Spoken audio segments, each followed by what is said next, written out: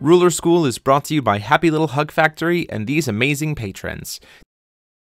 Thank you for your support. Enjoy the video. Hey there, Rulers. Welcome back to Ruler School. This is Demo73, bringing you the deck profile for the Quickcast Hanzo list designed by Ryan Miles to his win in WGPQ Orlando.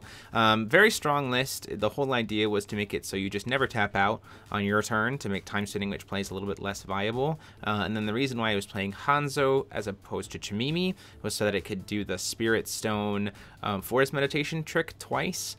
Ultimately, with the ban list that just came out today, being that Distortion of Time was banned and so was Spirit Stone, this deck's main competitor has been severely nerfed, so it doesn't have to worry about that kind of having that quick cast style all the time, and also it can't do the Forest Meditation play.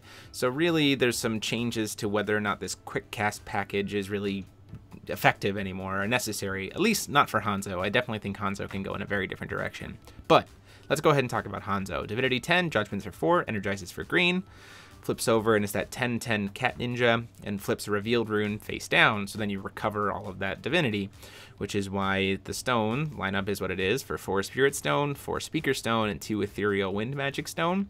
This is so you can like recycle your Winds of Salvation if needed. This is obviously for Ruin stories, and then Spirit Stone is very strong, but is now going to be banned. So Forest Meditation, the idea is you can do it once before the flip, and then you can flip Hanzo, flip it back down, and do it again, and just draw all these cards.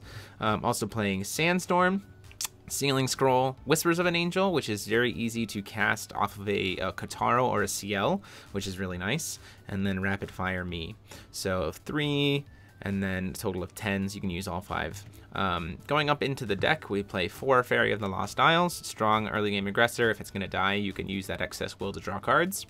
4 Lorite, obviously. 4 Kotaro, really strong 2-drop that, you know, lets you produce that extra will as needed for things like Fair's Spell or Whispers of an Angel or kind of whatever you need.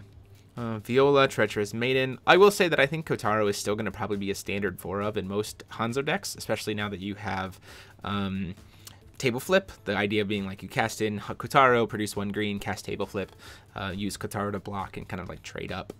Viola, super strong, again, quick cast 2-drop Resonator. CL, really the powerhouse, quick cast 3-drop, producing those colors of 2 will of any attribute, which is really cool, especially because it be a combination, so you can use CL to just cast a Ruin Stories, which is awesome.